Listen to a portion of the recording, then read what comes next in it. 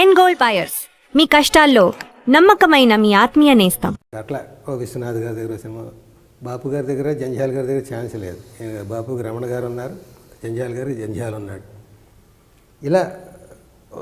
ఇలా కొందరి దగ్గర చేయాలని కోరికలు.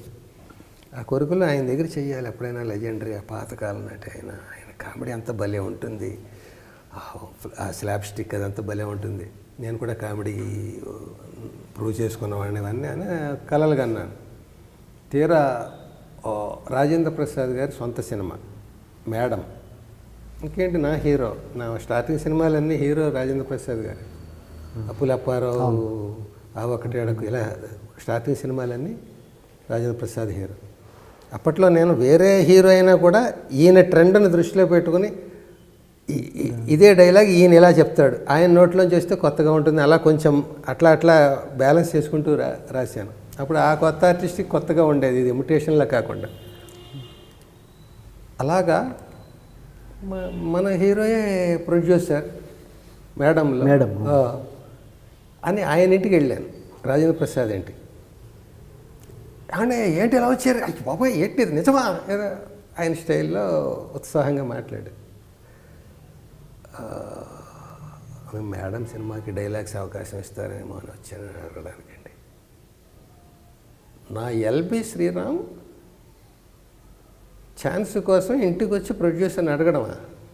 Insult, you are writing, you are my writer అన్నాడు ఆయన.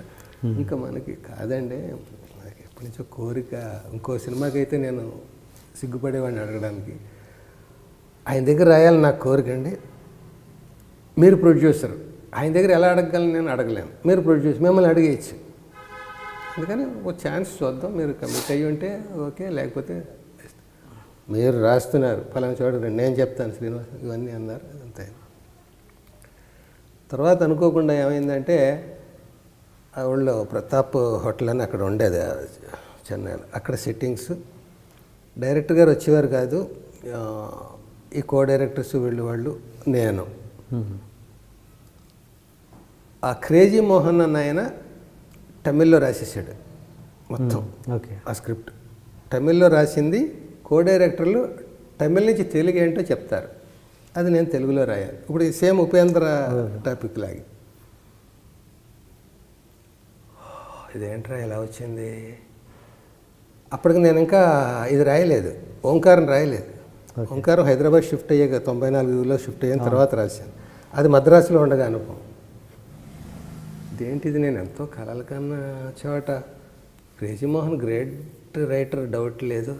అది నేను యాజ్ ఇట్ ఈజ్ రాస్తే ట్రాన్స్లేషన్ అవుతుంది కదా, నా అర్జీ ఎలా తీరుతుంది, ఇలా రాయమంటున్నారంటే ట్రాన్స్లేటర్ కదా, దానికి కావాలి, రైటర్ కాదు కదా అనుకుని, సరే పెద్దవాళ్ళతో అట్లా మనం అలా అనకూడదు, ఛాన్స్ ఎందుకు వచ్చిందో రాని రాశాను.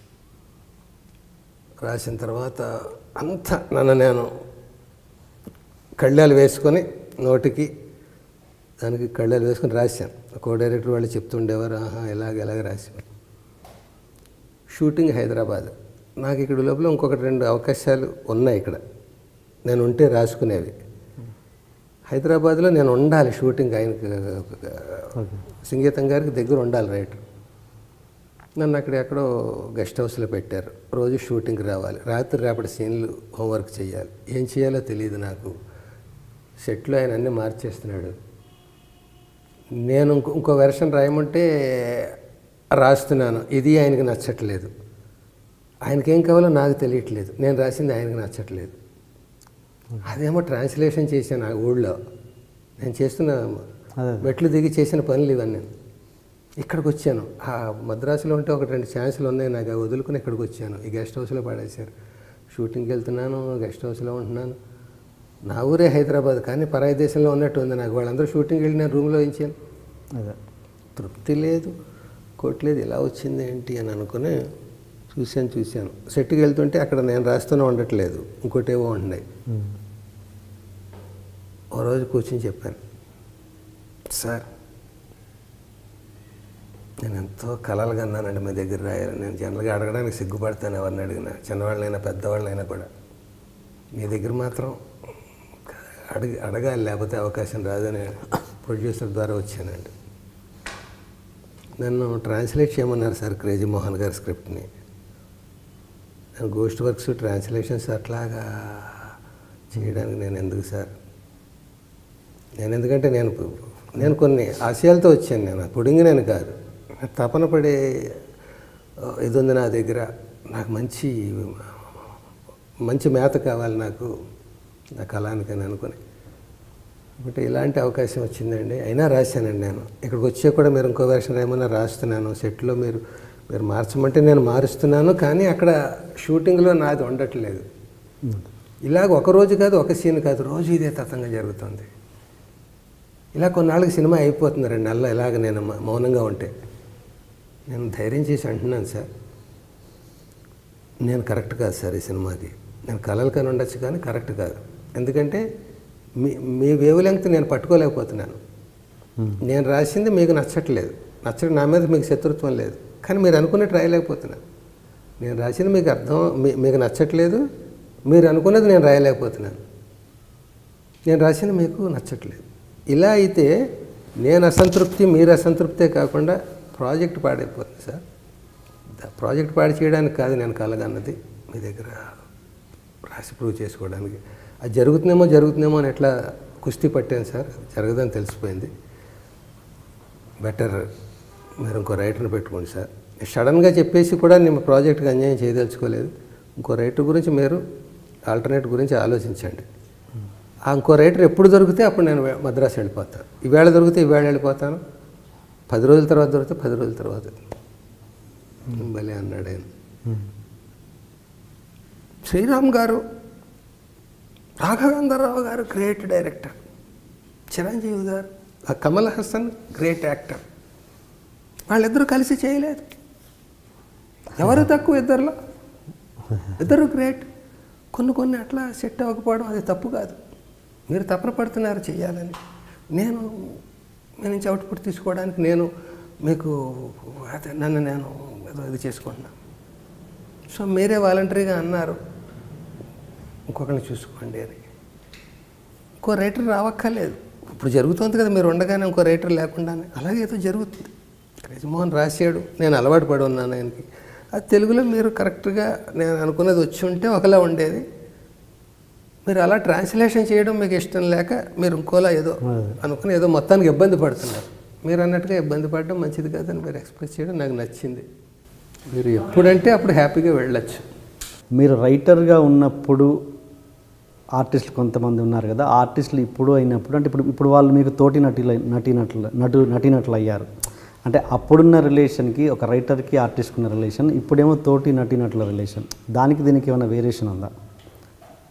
ఏమో నేను రైటర్గా ఉన్నప్పుడు వాళ్ళకి నా మీద ఒక ఏ భావం ఉందో ఒక మంచి సద్భావం. యాక్టర్గా అయ్యాక ఇంకా కొంచెం మోర్ వాళ్ళ క్లబ్లో ఇంకొక కొత్త ఇన్వైట్ అయింది తప్ప నేను అక్కర్లేని గెస్ట్ని కాదు. Okay okay okay okay and ఇంకోటి సార్, ఒక రచయిత ఆర్టిస్ట్ అయినప్పుడు డైరెక్టర్కి ఒక అడ్వాంటేజ్ ఉంటుంది, ఒక డిసడ్వాంటేజ్ ఉంటుంది. ఒక అడ్వాంటేజ్ ఏంటంటే స్క్రిప్ట్ స్పాట్లో నడుస్తున్నప్పుడు స్పాట్ చేంజెస్కి అతను మిమ్మల్ని యూజ్ చేసుకోవచ్చు, తన రైటరే కదా అని ఇంప్రవైజేషన్కి బెటర్మెంట్ కోసం వాడుకుంటారు. కానీ ఒక డిసడ్వాంటేజ్ కూడా ఉంటుంది. ఏంటది మీకే తెలిసి ఉండాలి.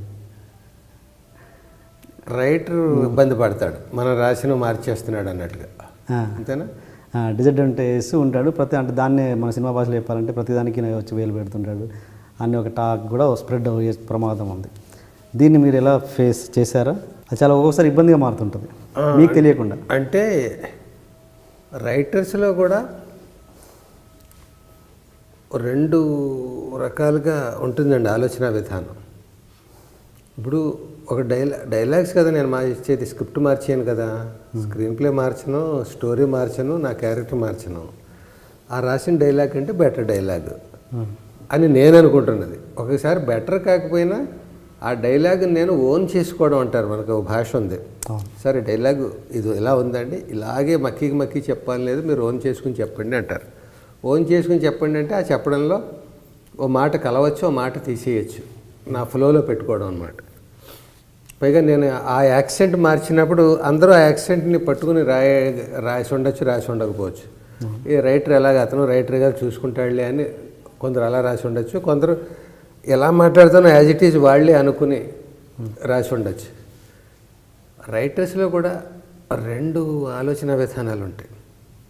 ఒకటి ఏంటంటే నేను రాసిందే వేదం, నేను రాసింది అక్షరం మార్చినా కూడా నన్ను ఇన్సల్ట్ చేసినట్టు అవుతుంది అనుకునేది ఒక ఆలోచన విధానం. ఓకే. వాళ్ళు డెఫినెట్గా వాళ్ళు ఫీల్ అవుతారు. అది ఒకసారి మరి డైరెక్టర్తో వాళ్ళు ఎక్స్ప్రెస్ చేస్తారు, ఒకసారి చెయ్యరు అనుకుంటాను నేను.